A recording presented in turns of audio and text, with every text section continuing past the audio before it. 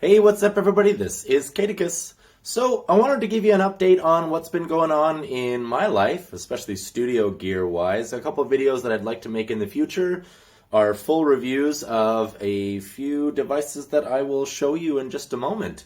I'm not going to be able to do a full review today because there's honestly a lot of stuff about this gear that I still need to learn. This is the first time that I've bought machines that I really do need to look at the manual for. Usually I can just kind of, work through things and figure things out on my own. Not big on reading manuals, but I got the, I'll show you in just a sec. But basically, two of them, I really need to look at the manual because they do things that I feel are unexpected and they don't work exactly the way that I think they would.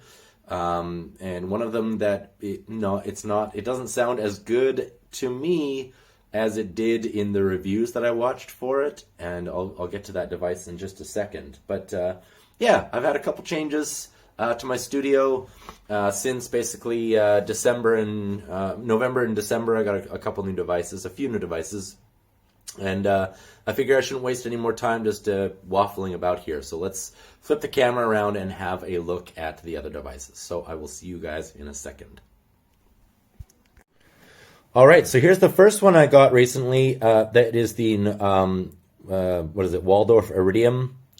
And I have wanted this thing for so long. I've been lusting after it. I love the interface and the colorful buttons and like the shell, and sometimes you look at it at a new device and you think, oh man, I really want that, because you can see yourself just noodling around with all the knobs and buttons and stuff. And this was definitely one of those devices. The only issue I'm having with it is there are a lot of things that are beyond my understanding. Like, I loaded the SD card up with a bunch of samples, but I can't figure out how to get the samples to actually be usable in the synthesizer. It's not as simple as like choosing a patch and putting them in. It doesn't work like that. You have to, I don't know what you have to do, because it's not straightforward. It's very menu divey and it's not intuitive. And I find that a lot of this synthesizer, some things are done really well, like this is labeled really well, so depending on what engine it's on, out of the 4 engines right here, the knob here will do 4 different things, and this one will do 4 different things, and that makes a lot of sense to me. But once you get into the screen and what it's doing and what it can do, again, some things that make a lot of sense, like down here, these knobs control these settings right here, these knobs can control these values right here. But there are some things like you go into samples here, and then it's like particle action edit. You click on particle and you think, okay, let's add a new particle. But actually, that just brings you back here. So you go to samples and you're like, okay, what do I do? Let's go to, like, there's nothing to do here. So let's go to actions, I guess. And then actions are remove, like load, map, save, map. What's this map? I just want to put a sample in here. So it gets kind of confusing. You're like, oh, maybe the particle's in here, but no, that just changes the kind of engine it is. Some of these things you need to read the manual for, and this is one of the first synths that I've ever had. It's probably the first synthesizer I've had that I couldn't just figure out by messing with it and going, oh, this does that does that. This one, you really, in order to unlock the full potential of it, you really need to. And unfortunately, I've found that the patches that are in here, a lot of them are they're really shrill, metallic sounding, which is unfortunate for a synthesizer that I know can sound very warm and very, comfortable, which I tend to gravitate more towards the warm and comfortable sounds. So having a synthesizer that is so metallic and so cold sounding, or rather having a synth whose patches are so cold and metallic, for me, it's kind of a put off to using the thing. But again, it's one of those things where I just really have to read the manual. I got to read the manual.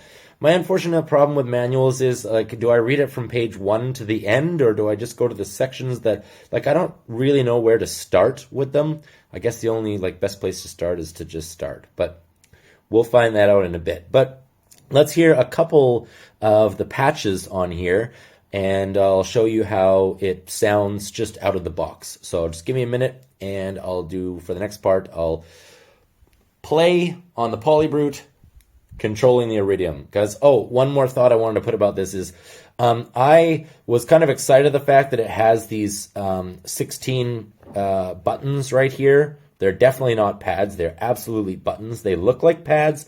They're rubber-like pads. They're colored, and that's cool, but they're absolutely 100% buttons. Not like the Hydrosynth where you've got like pressure sensitive, comfortable pads. I have one strong criticism about this device, and that is that these buttons, they feel absolutely terrible. Like they have this thunk thunk action when you press them down, and there's so much travel that it doesn't feel mushy, but it feels loose and really they're uncomfortable to use, which is unfortunate. Like Waldorf's never going to see my video, but if they ever did, I would say, goodness gracious, don't have so much travel in your buttons, even if they're just buttons and not velocity sensitive pads. Everybody's used to these rubber things being pads. They're used to like not having any movement aside from like some slight cushioning. They're not used to this like, here, let me just turn this down so we don't hear it every time. See if you can hear this.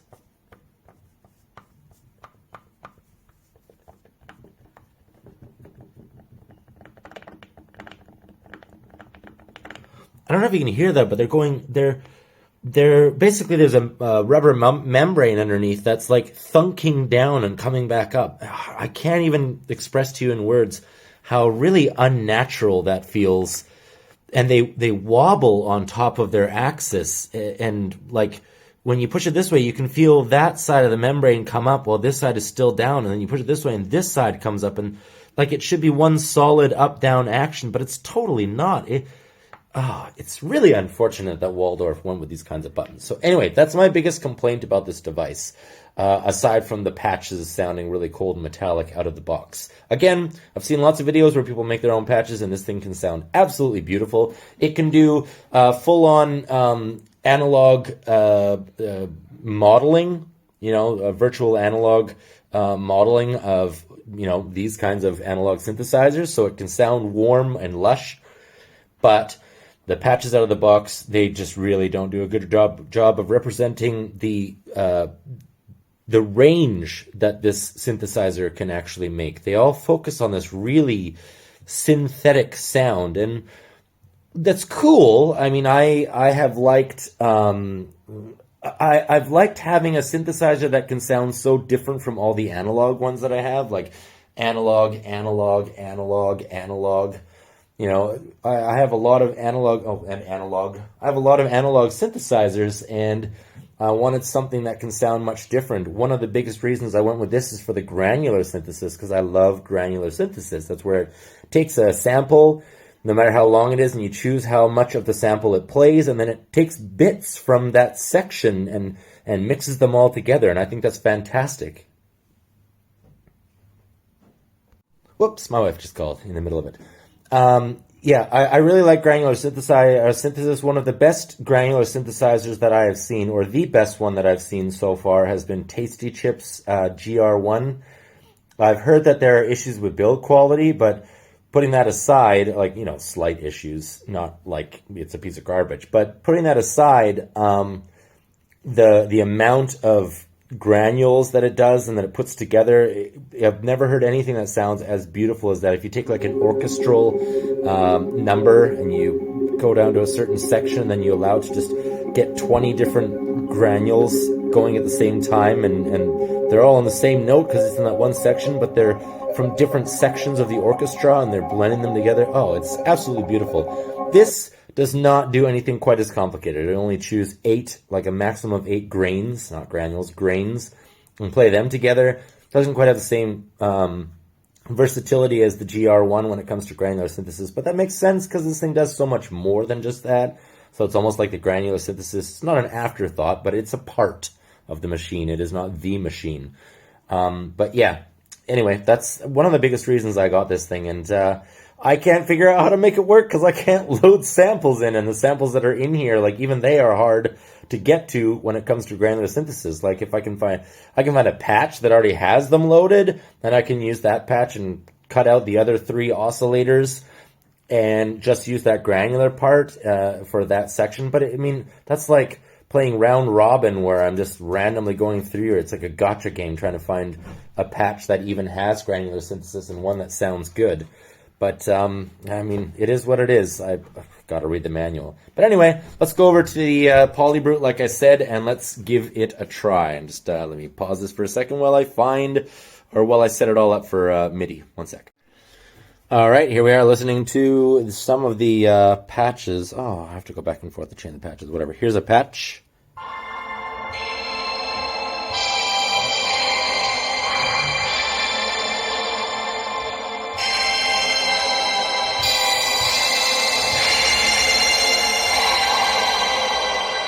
Very shrill, very crass.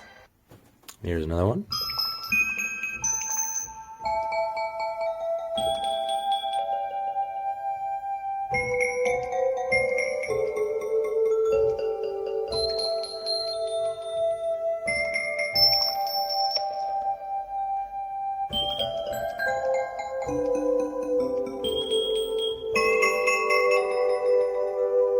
So kind of a neat little thing, and very, very digital in the sense that it has the ability to do something that analog synthesizers, I wouldn't say can't do, but it would be very challenging to do. And of course, the mixture of like something analog sounding and then something very digital sounding is something that is, it's a Waldorf special. So yeah, let's do one more. All right, here we go.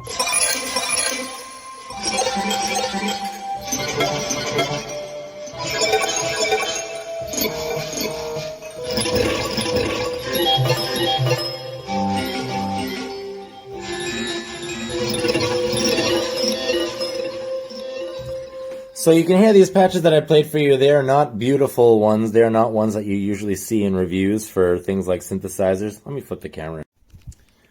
They're not the kinds of patches that you would hear generally in reviews for devices, and that's mainly, I think, because oftentimes when we watch these reviews, they're playing like the best of the best sounds to make it sound as pleasant as possible. Ear candy is what they're playing. And even the Iridium is capable of playing ear candy, but it's not what you're going to get out of the box. Not for the most part, unless you like twinkly, weird, dropping balls on metal floors kinds of sounds. In that case, it's the perfect synthesizer for you. But you're going to have to work to get the kinds of sounds that you want. And I'm still working to get the sounds that I want. And it's been, 2 or 3 months now. But it's a journey, right? At least I have the synthesizer that I've always wanted. And that seems disappointing. Like, I'm like, at least I have it. No, honestly, I've wanted it for so long, and I'm glad that I have it. But it's definitely going to take me more work than I expected, more work than I planned on. Anyway, let's get on to the next synth that I got recently. That was in December. And I'll tell you my issues with it. Personal issues, not issues with the synthesizer. And what I like about it, but what also I'm a little bit disappointed about it. And let's do that right now. All right, I'm not going to stop and start it. I'll just flip the camera around. Okay, so it's the Super 6. I got this in December. I got the desktop version because, as you can see, I'm kind of out of room. My children are doing homework and stuff there, and then all my other synthesizers and stuff here. And I just don't have enough room. I've actually got more gear in cupboards because I've run out of space. It's kind of a nice problem to have, right? But I got the Super 6. I got the desktop version, and I have heard so many demos of this thing from multiple different reviews and whatnot, and it always has this wonderful binaural effect that is shown in all of the reviews and stuff like that. And honestly, in headphones it sounds great, but on speakers, and you can criticize these, they're not actually PC speakers. They're actually micro monitors because, as I said, I'm kind of low on space. But anyway, it's actually hard to make that same pleasing sound that you see in videos. That's my issue with it. And again, it's another synthesizer that I'm going to have to read the manual about. I think that the journey to get proficient with this synthesizer will be a lot shorter or a lot easier than the one for the Iridium because there is a lot of knob per function on here. But I have difficulty sometimes, like if I'll go to a single, like one of the patches that doesn't have the binaural effect, which is right here, and I'll press the binaural and it won't turn on.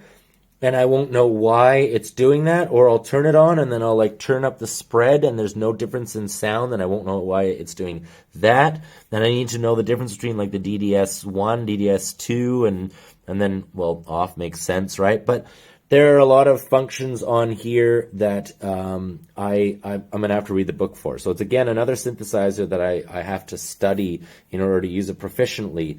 But again, I'm a little bit disappointed that I'm not able to make that same, like, oh my God, that sounds good kind of sound that comes, that you hear in a lot of reviews for the thing. Like in the reviews, it makes it sound like unlike any other analog synthesizer out there. I mean, it's digital analog, but it makes it sound unlike any other one. It makes it sound like this fatness, this surround, this sound that like holds you in its embrace. And it's actually a lot harder, at least in my case, a lot harder to make it do that for the patches that I want to create than it seems in those videos that have cherry-picked the best patches or made their own patches to maximize the effect of ear candy. So I'm a little disappointed.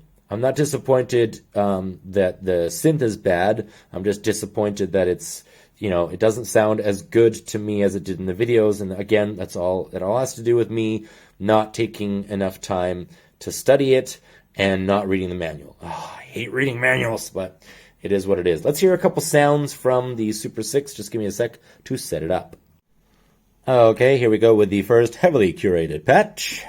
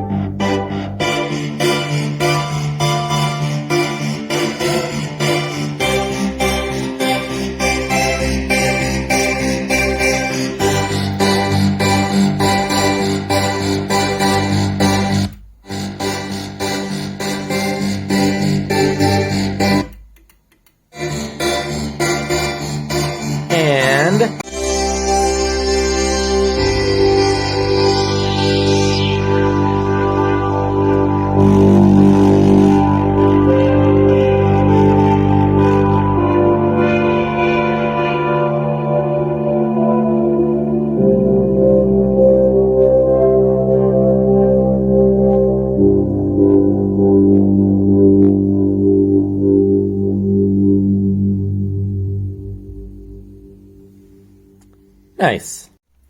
So that's the, what is it called? The U.D.O or U.D.O Super 6 and desktop version. And yeah, as you can hear, it can sound really good. Although it does take a lot of work to, well, I mean, in my case, it's all about reading the manual. I gotta read the manual. But I'm gonna do it, and eventually I'll be able to get good at making some really nice patches. The patches I showed for you now, I think all of them are the ones that are inside the device. There are a lot of really nice built-in patches, although without a nice pair of headphones, you're not going to hear most of how good it is. I have these headphones right here, and they're all right. They're like $150 headphones, and they're all right. There's a reason that a lot of the YouTubers wear them, and it's because they've got their studio monitor headphones, and they've got a really good range of sound, but they're a bit quiet. Like, I have to really turn the volume up in order to hear them properly, so... I don't know. The last thing I'm going to show you is something that I got. It's a pedal. You've probably heard of the microcosm.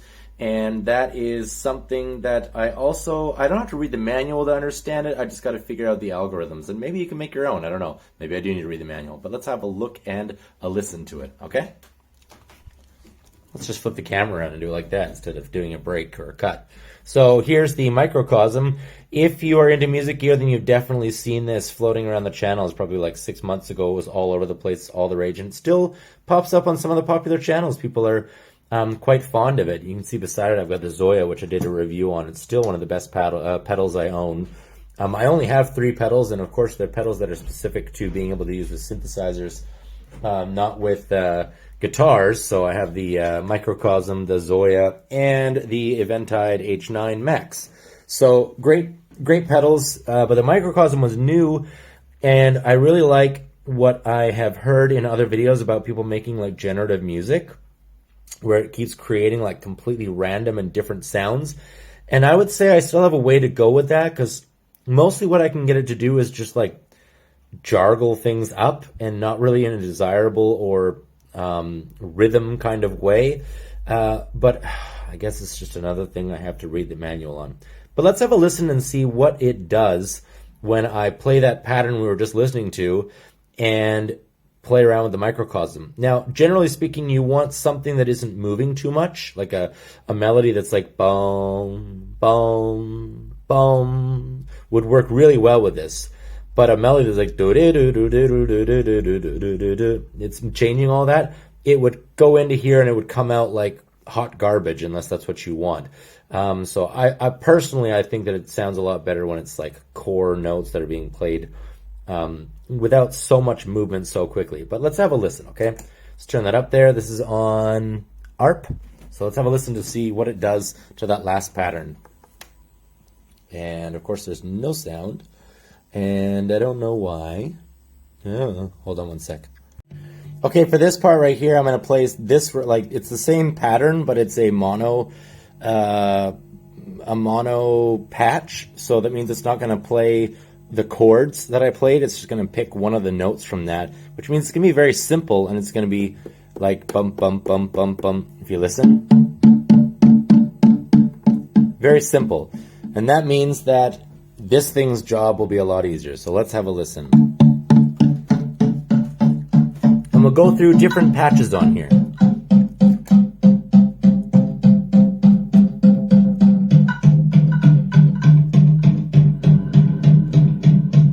It's got a really nice built-in reverb.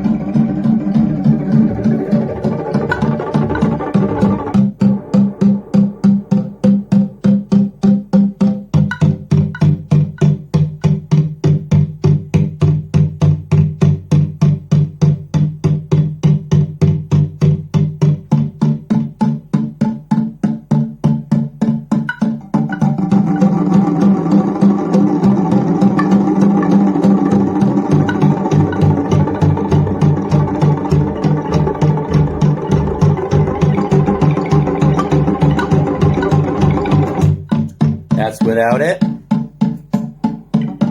here's with it.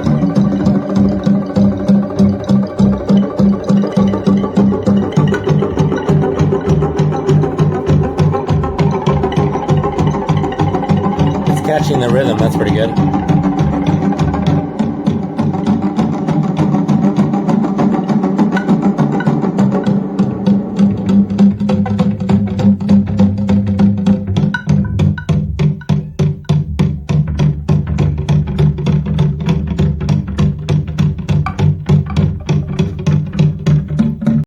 So that's just a few examples of the things that it can sound like. It can, of course, do a lot more. Each one of these parameters in here has 4 settings. So when you, like right now it's on mosaic. So when I turn this knob right here, which has a like clicky rotary style, it goes dunk, dunk, dunk. Each one of those is a different mosaic patch. And once it gets through those, it goes to the sequencer. 1, 2, 3, 4. Then it goes to the glide. 1, 2, 3, 4. Blocks 1, 2, 3, 4. And each one of them has a very different algorithm feel to it. So it's quite nice. There's a lot of stuff to explore in this pedal.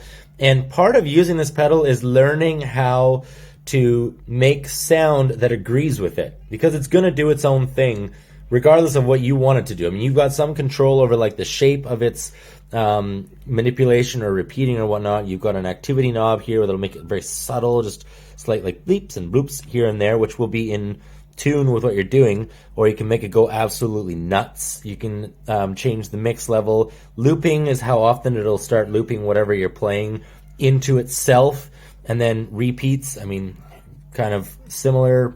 I don't know, there's probably a better definition for it. You've got a really good reverb right here. Even if I turn this all the way down, this all the way down, I turn the activity all the way down, but then I just play that.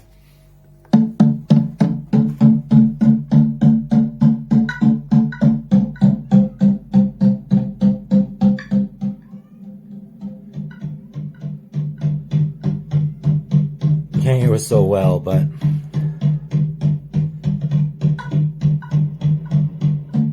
there you go.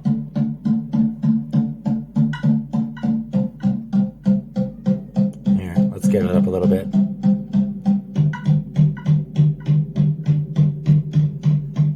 Kind of hear it there.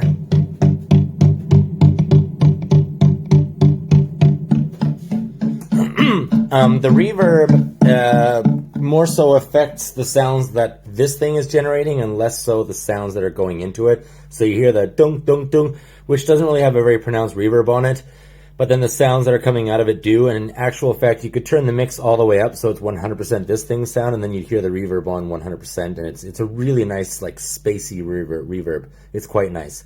But yeah, there's lots of stuff to choose from. As for build quality, I think it's absolutely fantastic. Like, things on here are so well made. Microcosm did a fantastic job of building this pedal compared to some of the other devices I've had. Like, a lot of it isn't built quite as well as this thing. It's a big, chunky, heavy, thick metal plate. Wonderful design. So I think it's really nice. And it's got a nice finish on it, like a kind of textured feel to it. What a great pedal. I like the kind of creamy color of it and the assortment of colors, and yeah, I think it's just a really fantastic pedal. But all of this stuff is stuff that I need to eventually, let me flip the camera around, it's all stuff that I eventually need to make review videos for. I just haven't had the time to get to it, or the motivation perhaps, or the like, is it going to be right? So I haven't quite had the streak of inspiration that I've needed to make the videos for these things, but I hope that this video gives you a better view of what's going on in my life and what's going on with my gear and stuff like that. I do have more stuff to share. I just got to get around to it. Anyway, I'm really glad you tuned into my video, and I hope you guys will tune into the next one. Thank you guys very much for watching. I will see you in the next one. This is Caticus out.